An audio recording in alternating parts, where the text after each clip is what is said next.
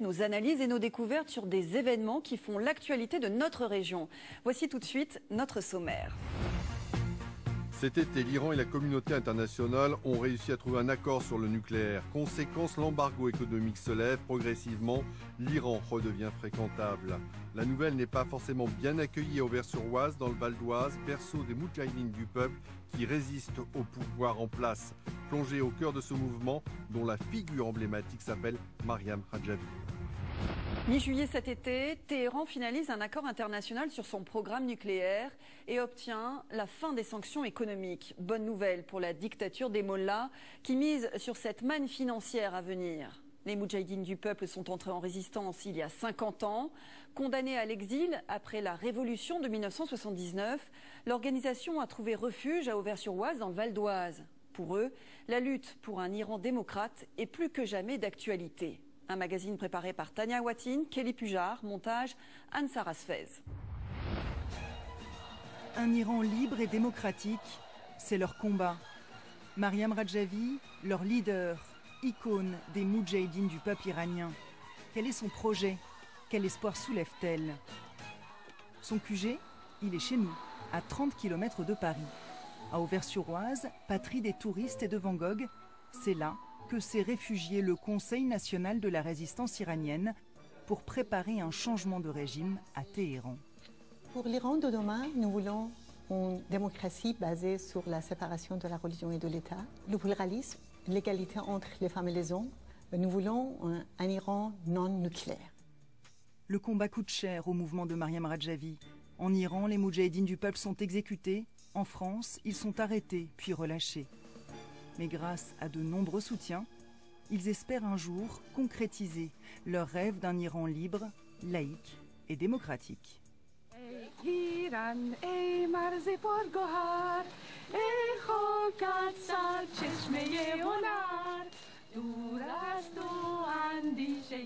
Alors le drapeau c'est hashtag Mariam Rajavi. Chaque année, Khadija, Manuel et ses autres habitants du Val d'Oise aident leurs amis iraniens à préparer le grand rassemblement de Villepinte. Leur mission, recouvrir des milliers de chaises avec des milliers de t-shirts, sans oublier les drapeaux. Au boulot. Plus que de l'amitié, c'est un idéal qui les lie. Pourquoi on les aime bien? Parce que ce sont des gens qui se battent pour la liberté. Et il n'y a pas une chose plus grandiose que ça, que de se battre pour libérer son pays. En 1980, c'est Massoud Rajavi qui voulait libérer l'Iran. Leader des Moudjahidines du peuple, il était candidat aux premières élections post-révolution iranienne. Mais la répression sanglante menée par Khomeini contraint ce mouvement à l'exil. Dans les années 80, Massoud et sa future femme Mariam Rajavi se réfugient chez Saleh Rajavi, frère de Massoud et cardiologue dans le Val d'Oise. Pour des raisons de sécurité, Massoud se cache à l'étranger. Sa femme l'a remplacé à la tête de ce mouvement réprimé depuis 50 ans.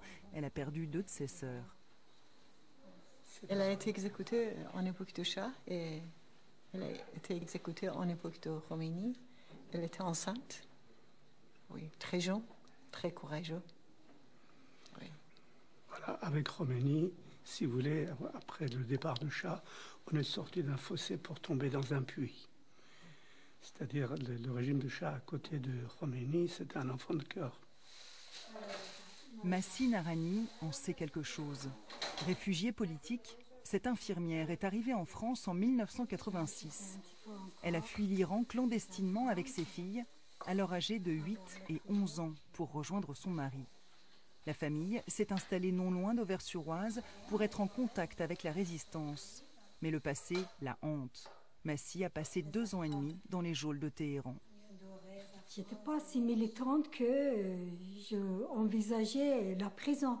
Mais pour moindre mouvement, moindre idée qui est opposée, vous êtes arrêté par le régime. Moi, j'ai eu la chance de sortir vivant. J'étais dans une section qu'on était à peu près 200. Et entre 200, on est resté 11 vivants. 120 000 opposants au régime des mollahs ont été tués en 36 ans, selon les Moudjahidines du peuple. Exécutions en Iran, mais aussi dans leur base arrière en Irak. En 2013, les Moudjahidines y ont filmé ce massacre dans leur camp de réfugiés d'Ashraf, près de Bagdad. Mais le mouvement poursuit sa lutte. Son QG est à Auvers-sur-Oise. Mariam Radjavi y préside le Conseil national de la résistance iranienne. Des militants vivant en Europe et aux États-Unis, dont la moitié sont des femmes, se réunissent plusieurs fois par an à Auvers, comme un parlement en exil. En 2002, ce mouvement a révélé l'existence en Iran de sites clandestins d'enrichissement d'uranium. Nous avons un réseau de gens au sein de la société iranienne qui informent et renseignent notre mouvement de résistance. Depuis 2002, nous avons révélé une centaine d'informations concernant différents aspects du programme nucléaire iranien. Et si nous n'avions pas fait ces révélations, l'Iran des mollahs disposerait aujourd'hui de la bombe atomique. Les Moudjahidines dérangent. En 2003, un an après ses premières révélations sur le nucléaire iranien, 1300 policiers et gendarmes effectuent à Auvers-sur-Oise la plus grande opération antiterroriste jamais réalisée. Ils arrêtent 164 Iraniens, dont le docteur Saleh Radjavi. Le beau-frère de Mariam Radjavi n'oubliera jamais son arrestation à 6 h du matin. Il y a des dizaines de gendarmes cagoulés avec des mitraillettes qui me sautent dessus, qui me mettent dans le gazon, les mains dans le dos et les bottes sur mon dos. La même chose avec ma fille qui avait 17 ans. Comme si on était des terroristes extrêmement dangereux. Les locaux de la résistance sont fouillés à la recherche d'armes et d'argent, car les Moudjahidines du peuple sont soupçonnés de préparer des attentats en Europe. Faux, hurlent ces résistants iraniens en grève de la faim au vert. Certains s'immolent même à Paris ou à Londres pour crier leur innocence. Au bout de 11 ans de procédure judiciaire, le mouvement de Mariam Radjavi sort totalement blanchi, mais choqué par le complot qui s'est joué contre eux. Car en 2003, Paris et Téhéran sont en pleine négociation commerciale et pétrolière. Des tractations notamment entre Dominique de Villepin et son homologue iranien des affaires étrangères permettent à l'entreprise Total de s'implanter au pays des mollahs en échange de ce coup de filet. Yves Bonnet, ancien patron de la DST chargé du contre-espionnage, en a écrit un livre. Ce qui est choquant dans ce marchandage, c'est qu'il prend la forme d'un complot. C'est qu'il brime et il empêche de fonctionner une opposition qui est démocratique et il fait les affaires, les bonnes affaires d'un régime qui est dictatorial. Cet événement ouvre une nouvelle ère pour les Moudjahidines, celle de la communication et de l'amitié. Cette intervention brutale et cette grève de la faim ici a amené plein d'Auversois à s'interroger, à s'inquiéter et à venir apporter leur solidarité. Donc ils sont venus apporter des couvertures, de l'eau, etc. Et donc se sont tissés des liens à partir du 17 juin avec la population. Merci pour votre invitation. Il nous fallait plus. Merci Maria. Claude Dupuis fait partie des dizaines d'habitants d'Auvers et des environs Merci pour votre amitié, votre solidarité, vos efforts. qui soutiennent depuis des années les Moudjahidines. Jean-Pierre et Marie-Laurette Guillou aussi sont des amis reçus aujourd'hui pour ce repas de Ramadan. Ils sont avec nous dans les moments très difficiles et aussi dans les moments de joie. Oui, Voilà. oui. Vous pouvez compter toujours sur notre soutien, vous le savez très très bien. La convivialité n'est qu'un petit aspect de cette amitié. Ces Français, souvent retraités et donc disponibles, ont passé beaucoup de temps à défendre leurs amis iraniens. Ils sont allés dans le camp d'Ashraf, en Irak, pour montrer à ces réfugiés que des Occidentaux étaient à leur côté. Ils ont manifesté à Paris, Washington, Genève, pour faire retirer les Moudjahidines du peuple de la liste des organisations terroristes. Aujourd'hui, plus aucun pays ne considère le mouvement de Mariam Radjavi comme terroriste, mais le combat continue. Il y a un long chemin encore à faire, mais on avance. Comme dit Mariam, on fait un travail de fourmi. Et notre petit travail de fourmi, il est très très important. Ce travail de fourmi, réalisé par les Moudjahidines dans toute l'Europe, aboutit à un résultat impressionnant. Ce samedi 13 juin, 650 cars convergent à Villepinte. À leur bord, des Iraniens de la diaspora, mais surtout beaucoup de jeunes invités, allemands, polonais, bulgares. On a payé juste 30 € le week-end. C'est d'ailleurs pour cela, je pense, qu'il y a autant de jeunes. Ils pensent passer un week-end pas cher à Paris et ne savent pas vraiment en quoi consiste la réunion. Même moi, je me suis posé des questions, mais en faisant des recherches, je me suis dit que cela pouvait quand même être intéressant. On n'a pas vraiment d'informations sur ce qui se passe en Iran. Alors c'est pour ça qu'avec mes amis on est venus. On vient dire notre ras-le-bol. Nous menons le même combat en Syrie, en Iran et dans le Moyen-Orient. Pendant 5 heures, le rassemblement et le culte de la personnalité sont à faire pâlir d'envie les plus grands hommes politiques. On annonce 100 000 personnes. L'organisation se compte en millions d'euros. De l'autofinancement, assure le Conseil national de la résistance iranienne, qui peut compter sur une diaspora généreuse et militante. Elle est notre rêve de liberté. Elle est notre rêve d'égalité.